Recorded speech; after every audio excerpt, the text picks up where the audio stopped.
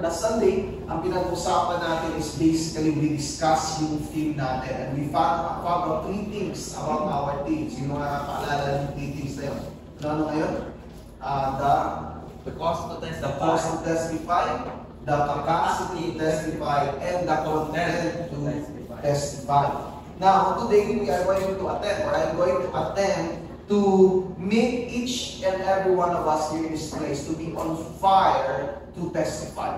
Amen? Maging on fire tayo na mag-testify, na maging passionate tayo in testifying about the gospel na meron tayo. Let's go back sa ating theme verse in Acts 20:24. Ang sabi nito, "But I do not consider my life of any account as dear to myself, so that I may finish my course and the ministry which I received from the Lord Jesus, to testify solemnly of the gospel of the grace of God." Kung babasahin mo itong text na ito, walang sino man dito ang makapagsabi na si Apostle Paul is hindi on fire sa pag-preach ng gospel.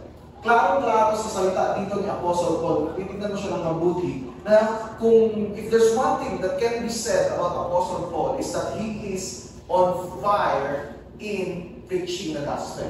Ang question ngayong afternoon is that, ganun din ba tayo? Are we also on fire in preaching the gospel? If you are going to assess ang buhay natin, passionate ba tayo? On fire ba tayo sa pag-share ng gospel?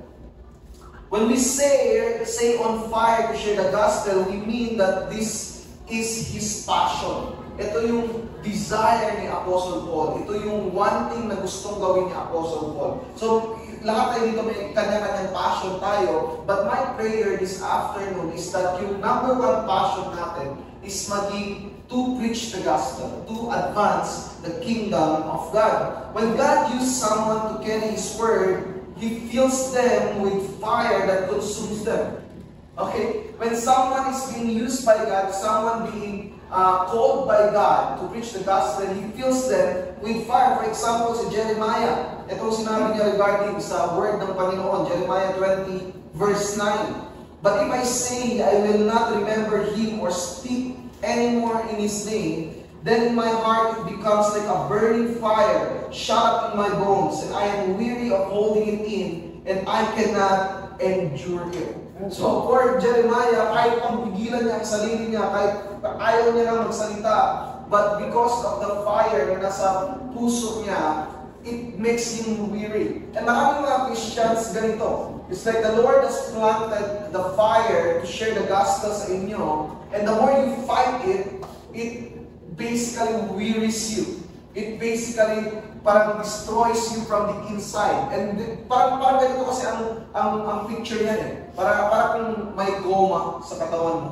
And the more kang lumalayo sa Panginoon, the more na ayaw mo, nilalabanan mo ang will ng Panginoon in your life, the more ka nahihirapan kasi nag-stretch yung goma. Then eventually, kapag dumating ka na sa point na kung saan sobra na yung pag-stretch ng goma, ano mangyayari sa'yo? Parang you are going to return to the place and it will somehow be faithful.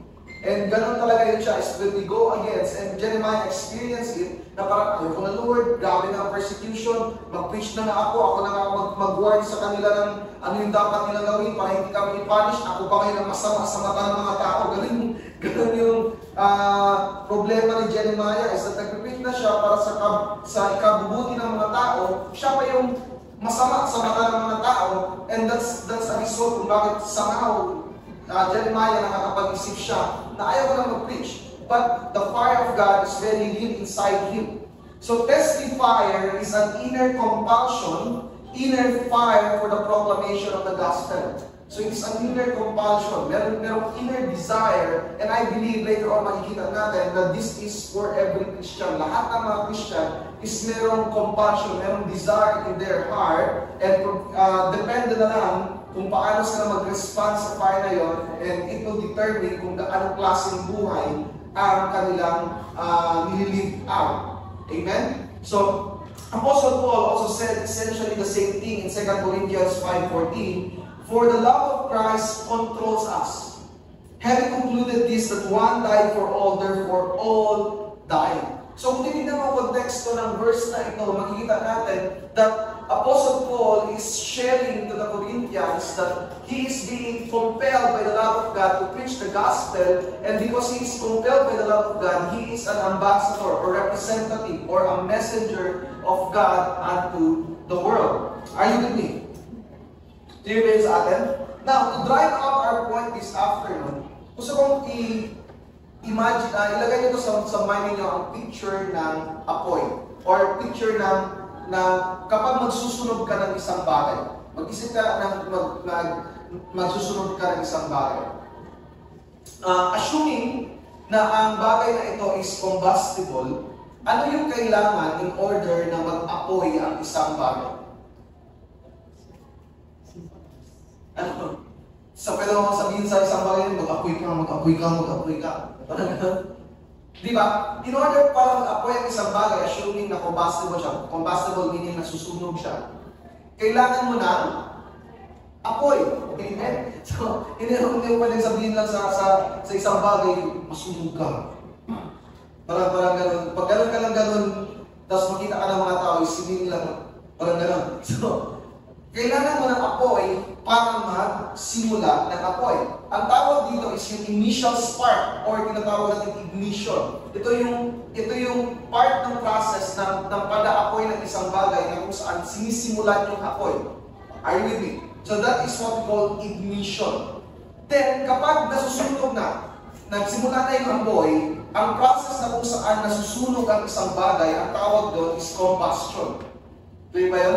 So, ang process na continuously na nasusunog siya, then, ang end process niya na kung saan abo na ang natira sa isang bagay na nasusunog, ang tawag doon ay incineration or na-incinerate na ang bagay nito. And this will be the main point na ating preaching this afternoon. And makikita natin that this is also the reality of us who are on fire or who has the fire to testify. Are you with me? Clear ba yan sa atin? So, I want you to keep again itong mental picture na ito in order for us to drive out our point this afternoon. So this afternoon, we are going to discuss 3 stages of testifying. Okay? Testifying. Ang ganda ng preaching ang pala natin, kahit natin, testifying. Amen? So before we go any further, let us pray. Every head down, every eye closed. Father, we bless you and we exalt you, O God, and we acknowledge that we cannot go on without you. We need your guidance, your enabling grace, and your empowering, O Lord. Open our eyes that we may see, O Lord, your light. And Lord, I pray that the gospel will be revealed upon us, O God. Conform us to your image. And God, I pray, speak to us, anoint us. And I pray that this will cause transformation. And more, O Lord, servants will be growing, O Lord. And this will cause, O God, na mag-involve kami sa pag-testify ng iyong gospel. This will be in Jesus' name. Amen and amen. As mentioned, ang unang process in which something is being burned is what we call ignition. So in the ignition stage, ito yung initial spark, initial fire that will start a fire. And in the New Testament church was started by the coming of the Holy Spirit in the form of tongues of fire. In Acts chapter 2, verses 1 to 11, ang sabi dito, when the day of the Pentecost had come, Pentecost, for the information of everyone, is 50 days after the Passover. That's why Pentecost. So 50 days, that is a celebration na kung saan they celebrate right after yung Passover. They were all together in one place, or by this time, the Lord Jesus Christ has already ascended to heaven for at least 10 days because He has been walking with them 40 days after the Passover. So, nasa 10 days na that the Lord Jesus Christ has resurrected. And they were together in one place, so yung mga disciples, it became a habit to them to gather together after the Lord resurrected or ascended. And suddenly, there came from heaven a noise like a violent rushing wind, and it filled the whole house where they were sitting. And there appeared to them tongues as of fire. So, meron nag-appear na tongues parang tongues of fire. So, distributing themselves, and they rested on each one of them. So, interesting, no, that when the Holy Spirit come, shape na dumapo siya sa mga disciples is a tongue. Parang ganun. It's interesting that it is shaped like a tongue. So, then the first thing that the disciples did, ang unang ginawa ng mga disciples when they received the tongues of fire, which is basically the Holy Spirit coming on them, is to speak. Okay? So, when they received the tongues of fire, the first thing that they did is to speak. This is indicative of the mission of the church in the world, to speak or testify about the mighty deeds of God. So, ang mission of church is to testify, is to share the Word of God. So, the Holy Spirit came in the form of tongues of fire. And the first thing that they did is to speak about the mighty deeds of God. So, yun yung mission ng church. And the mightiest deed na kailangan natin i-testify, as I mentioned last Sunday, is the gospel. Is what Jesus did 2,000 years ago. And yun yung dapat natin na i-testify. Not only that, it is shaped like a tongue, but it also looks like a fire, signifying intensity, passion, and devotion. So, sa Christianity, you and I are commanded to testify about the Lord Jesus Christ, but we are to do it not parang testify, Lord, Savior, salvation, Amen. Parang gano'n. Parang walang gana, walang lakas, walang power. No, there is passion, there is a desire, there is a strong will to preach the gospel. Sabi sa verse 4, they were filled with the Holy Spirit and began to speak with other tongues. So, there are people who say na wala nang speaking in tongues at this time. Our church believes na meron pa rin speaking in tongues. But this is the power of the Holy Spirit in which yung mga tao who cannot speak a certain language are enabled to speak because nga, we are to testify about the good news of the Lord Jesus Christ. As the Spirit was giving them utterance, now there were Jews living in Jerusalem, devout men from every nation under heaven. And when this sound occurred, the crowd came together and were bewildered because each one of them was hearing speak in his own language. So, naririnig nila ang mga apostles, ang mga disciples speaking different kind of language in which na dapat hindi nila alam kung paano isalita ang mga language na ito. But somehow, they were enabled by the Holy Spirit. And how is it that they were amazed and astonished, saying, Why are not all these who are speaking Galileans? And how is it that we each hear them in our own language to which we were born? Parthians and Medes and Elamites and residents of Mesopotamia, Judea, Cappadocia, Pontus and Asia, Phrygia and Pamphylia, Egypt and districts of Libya and around Cyrene, and visitors from Rome, both Jews and proselytes, Cretans and Arabs. We hear them in our own tongues speaking of the mighty deeds of God. So they were speaking of the mighty deeds of God, and one of those mighty deeds later on, makikita natin, it's the work of Jesus Christ on the cross itself, because that is the mission of the church. So tongues is amazing, no? Parang the Lord has already giving us a hint. Ano yung mission of church? Tongues of fire. So, ibig sabihin, you need to speak about the mighty deeds of the Lord by the power of the Holy Spirit, by the fire of the Holy Spirit. In other words, the early church were ignited by the coming of the Holy Spirit. Now, sa time ba natin, iba ba ang way in which we are ignited? No. Now, we do not experience anymore yung same sa kanila. Sana lahat ay maka-experience na lang. Gusto nyo ba yun? Parang tongues of fire. Tapos, bigla ka maging powerful. It's not necessary anymore because we already have what is most important, which is the Holy Spirit Himself.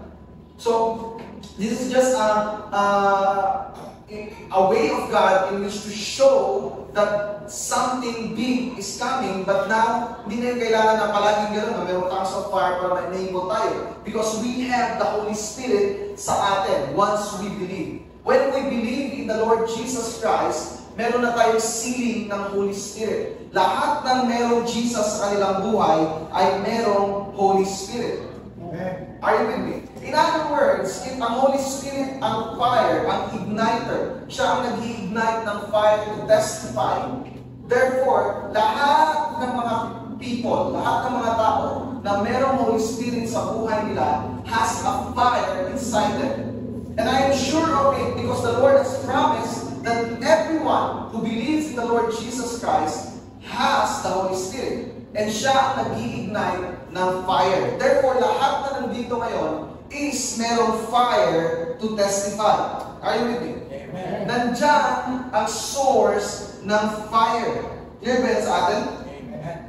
Now, the amazing thing dito is, amazing thing about the fire from the Holy Spirit is not simply a provision of desire to testify. Yung fire ng Holy Spirit na dumako sa mga disciples, hindi lang yung para gusto nilang mag-testify. But rather, it is also an enabling. Okay? Hindi lang sila binigyan ng desire ng Panginoon to preach the gospel, to testify of the gospel, but they were enabled by the Holy Spirit to speak the gospel. Are you with me? So kung meron kang Holy Spirit pala, not only you have the desire to preach, but you have the ability to preach. Talaga, Pastor, wala mo lang ganun? If you doubt that, then you doubt the power of the Holy Spirit. Amen? Amen. So somehow, no matter kung nasaan ka man ngayon sa iyong faith journey, if meron kang Holy Spirit, at the very least, you can testify about the gospel. Now, hindi ko sinasabi dito na hindi na kailangan mag-study, hindi na kailangan mag-grow sa knowledge mo on your faith. But as you are right now, wherever you are sa iyong Christian faith, as long as you have the Holy Spirit, then you can testify. Amen. Clear ba yun sa atin? Hello? Clear ba yun sa atin? So, it's not simply a provision of desire to testify, but the Holy Spirit also gives us the ability to testify. It is an enabling fire. When the Spirit came on the day of Pentecost, the believers were not simply filled with desire to preach, but also the capability to preach. So if you have the fire of the Spirit in you, He also makes you able to preach, to share the gospel. Are you with me? Amen. Hindi kailangan na alam mo lahat in order for you to preach the gospel. You just need to know the basic. Pas, hindi mo alam ang basic. Paano ka lasing? If you know ang basic. Hello? Diba? In order for you to be saved, you need to be aware of the saving grace of the Lord Jesus Christ. Ano yung basic ng gospel? Ang basic ng gospel is basically ito. You and I are sinners. Okay? We are sinners. And yung pagka-sinners natin, hindi siya basta-basta lang na pwede natin linisin yung sarili natin then maging okay na ang lahat. Hindi natin kayang bayaran ang penalty ng ating mga kasalanan. So, sino ang magbabayad ng ating mga kasalanan? Jesus. Si Jesus ang magbabayad ng ating mga kasalanan in order for us to be forgiven.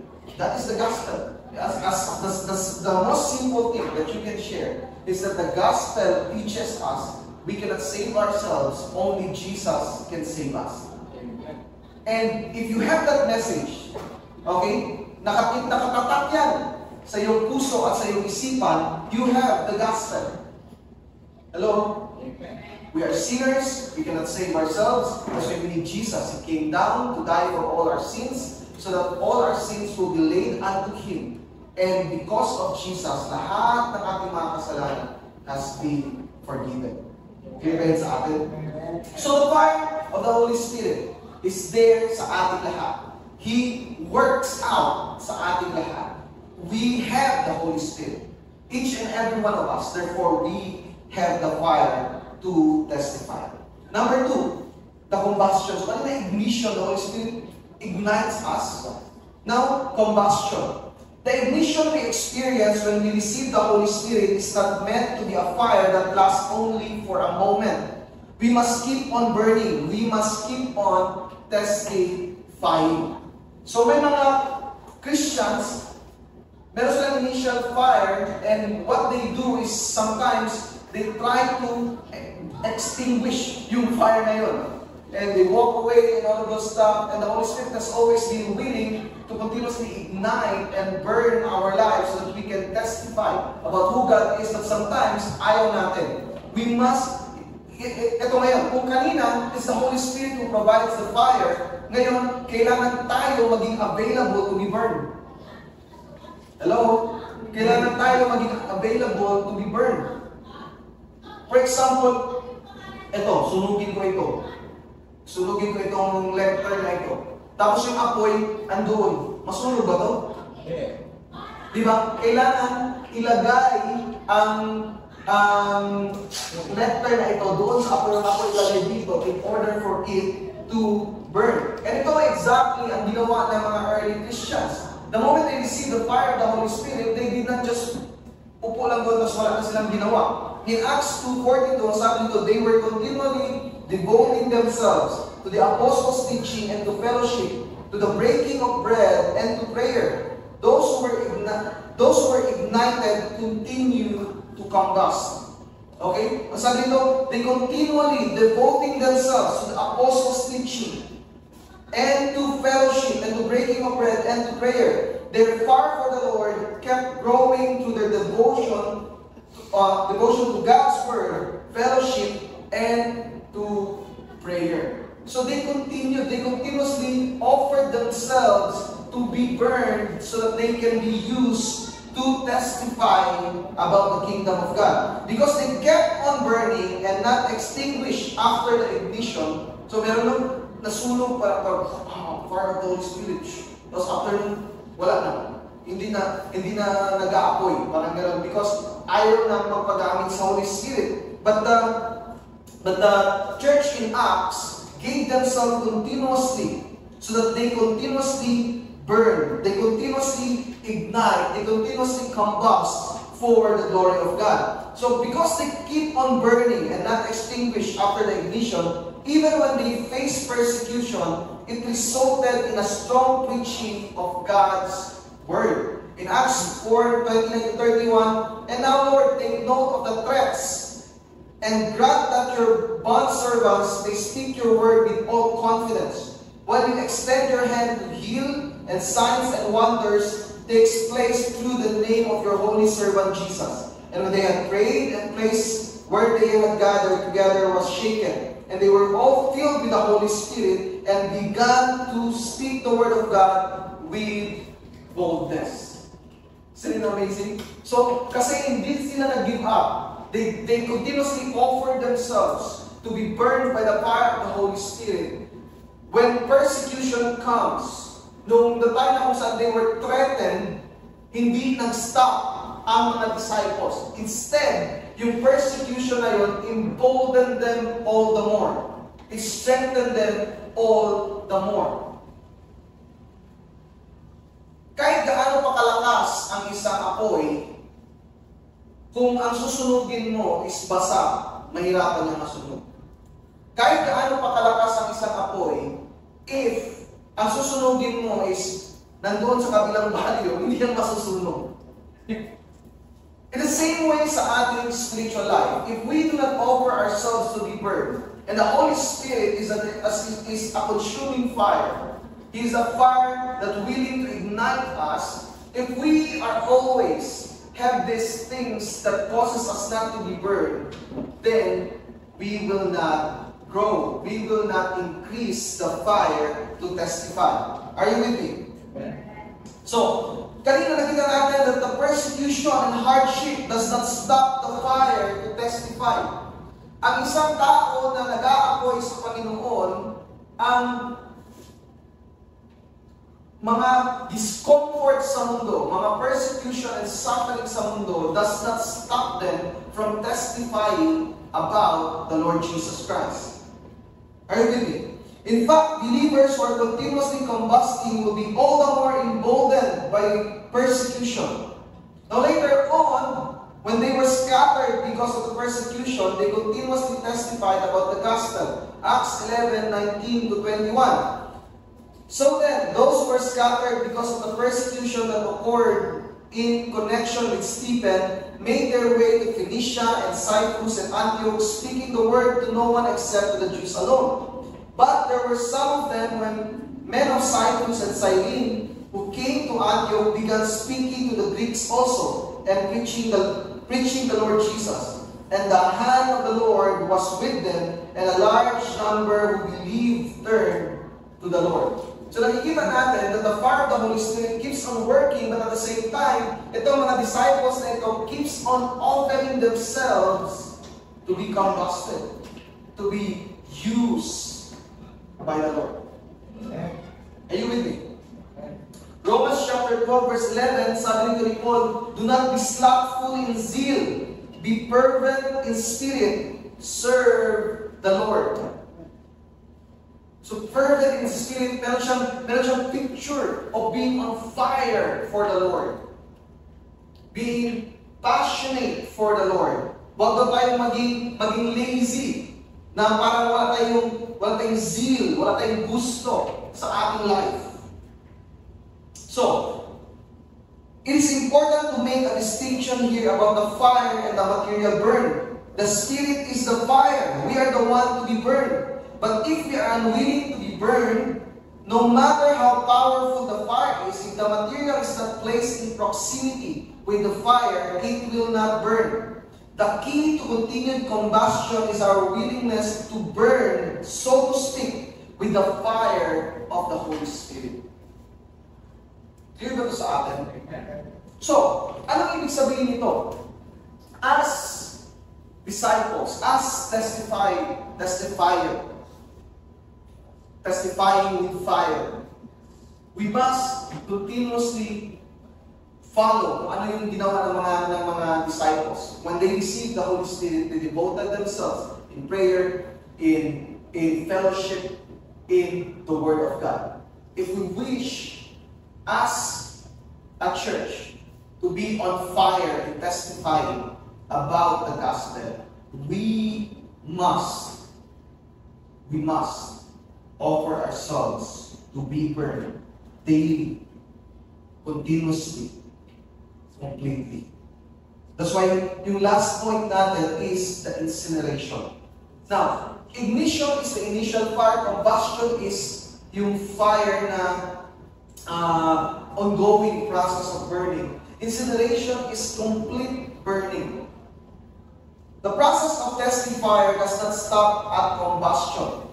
Being a Christian testifier is not burn for a few months or years, and that's it.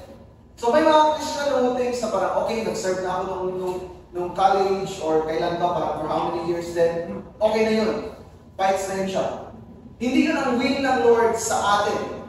Hindi yun ang will ng Panginoon sa atin that we serve for a certain period of time, then that's it. Tapos na tayo, nabigay ko na yung best ko sa Panginoon, then I will now live my life.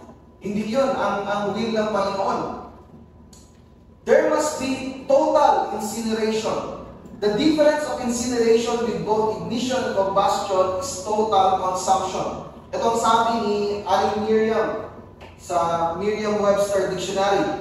Incinerate is to cause to burn to ashes. So, in other words, sunog na sunog.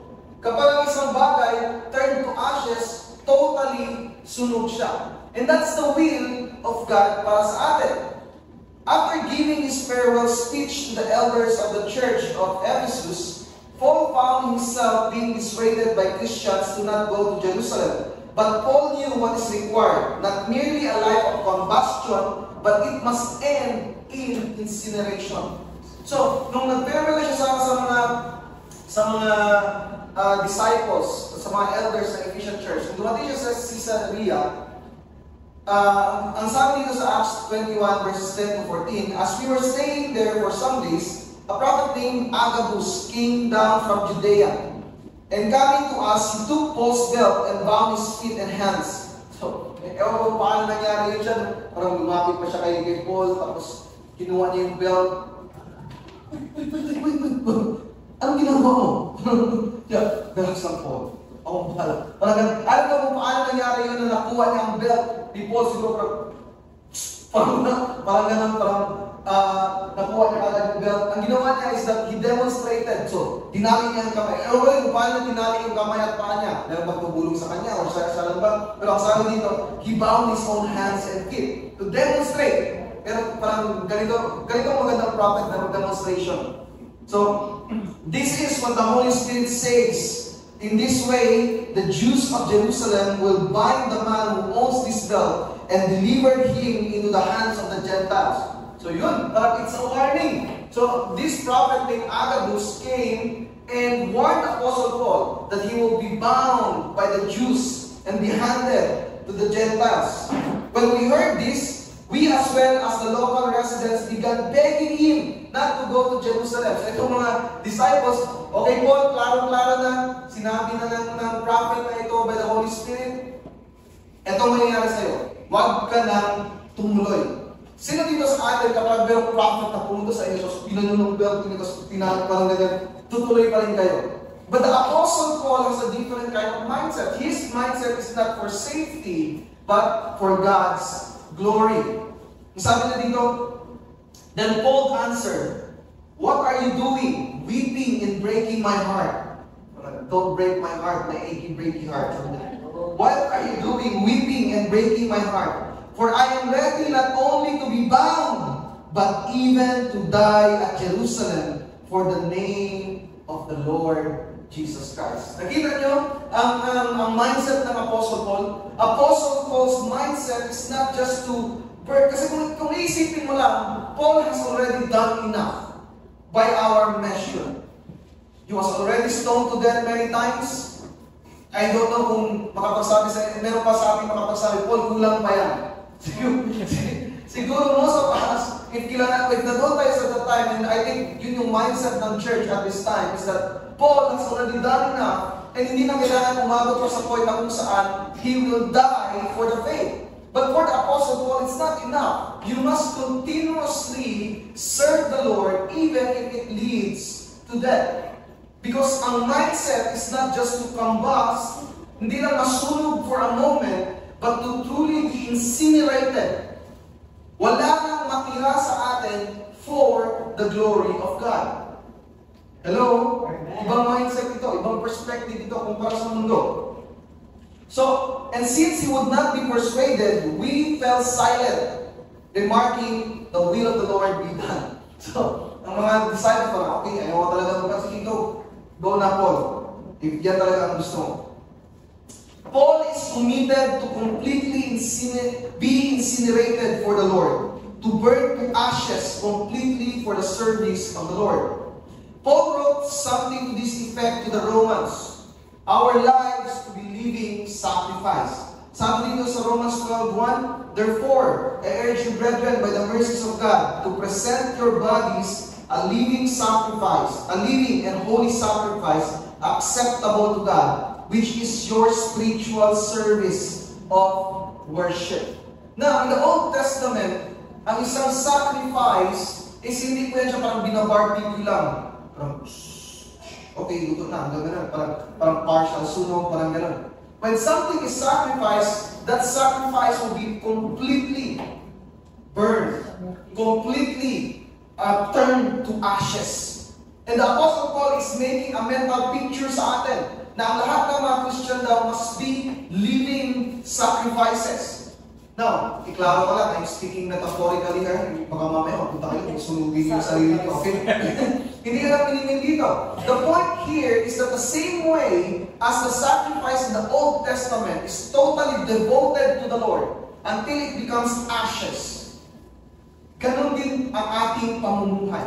Totally devoted to the Lord, and lahat ng aspect ng ating buhay is offered to the fire so that we can serve God fully. Clear ba yan sa atin? This is the dividing line of those who will receive the commendation good and faithful servant, and those who don't. Only those who are consumed fully, who persevered until the end, will receive great rewards from the Lord. We are not meant to burn partially.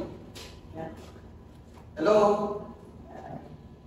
Lahat tayo dito pupunta ng heaven, pero hindi lahat makaka-receive ng commendation, well done, good and faithful servant. Para lang ito sa mga tao who totally burned their lives for the Lord. Who totally allowed themselves to be consumed fully in the service of the Lord. Now, if you want to receive that great commendation from the Lord, then offer your whole lives to the glory of God. Hello? And wala dito sa atin dito na, wala dito sa, wala dito sa atin are too late to offer their lives as living sacrifice. As long as meron kang hininga, pwede mong sunugin ang iyong buhay para sa Panginoon. As long as wala pa, hindi pa bumabalik ang Panginoon, sunugin na yan. Sunugin. Are you with me? Let your life be burned to the Lord. Past mistakes doesn't matter. As long as you make a decision right now to be consumed for the glory of God. Amen. Are you with me? Ang ating catchphrase for today is sunugin. Para tayong mga witch hunter. We are offering our bodies as living sacrifice. Ito yung challenge ko para sa lahat na nandito ngayon.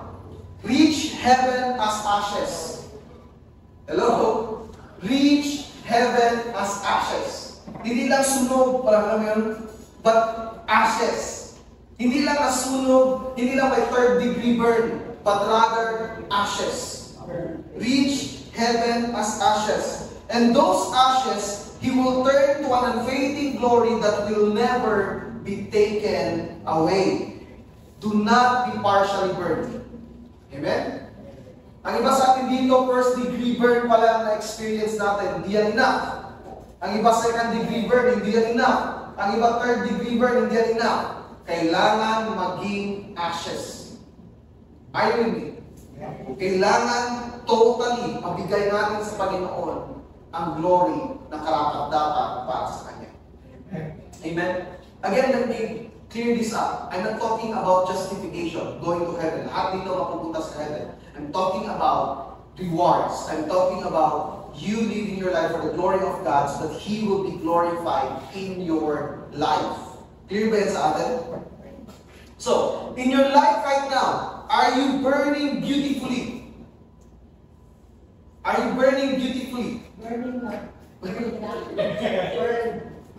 And on the way to be burned to ashes. Are you burning beautifully and on the way to be burned to ashes? Or iniiwasan mo ang apoy? Or naliligo ka palagi sa tubig para hindi ka masunog? That's not how we should live. Or will you come to the end of your life with so much left to burn? Are you burning beautifully and on the way to be burned to ashes? Or pagdating ng buhay mo, marami pang kailangan or pwedeng sunugin sa buhay mo in the service of the Lord? My prayer is that i-turn around natin ang ating buhay so that we can truly serve the Lord. Are you with me? Now, ito. I want this to be placed sa mind ninyo.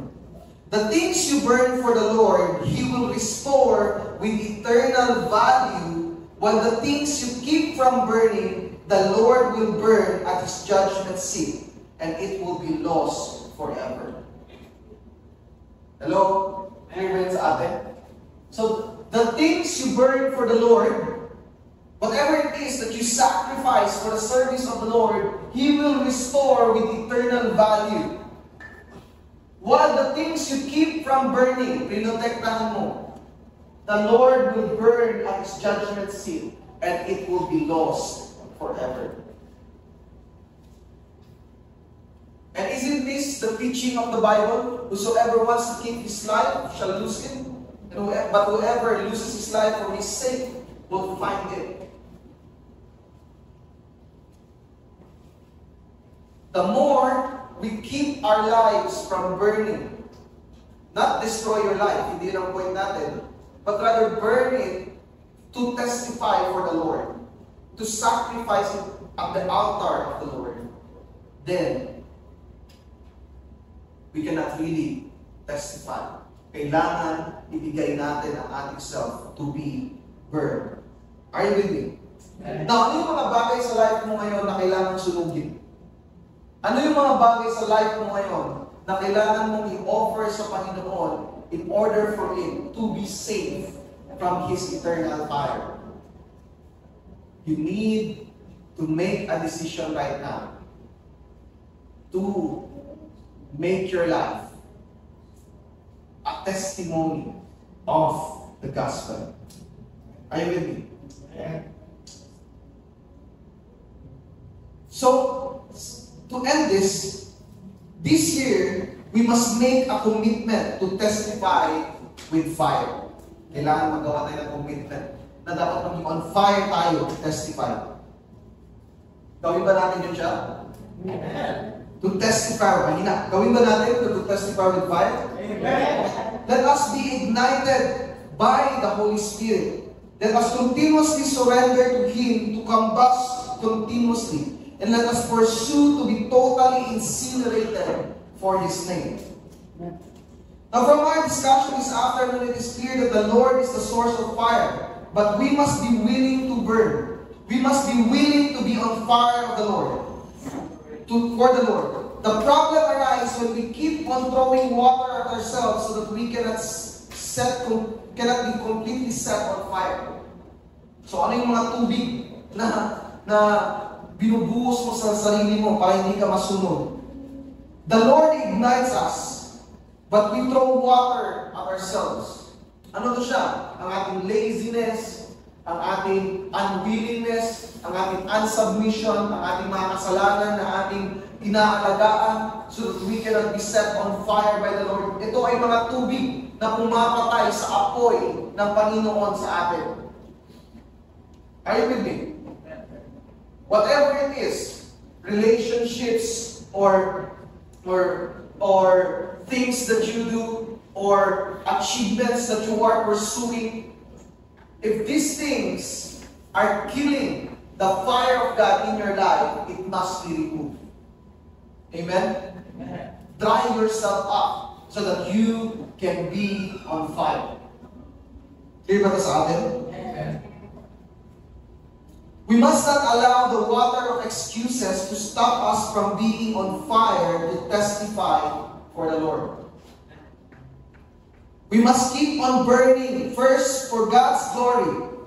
Yun yung pinaka-importante, the glory of God. The reason why we want to be testifier is because we want to glorify God. Second, for the lost who are marching to the lost eternity.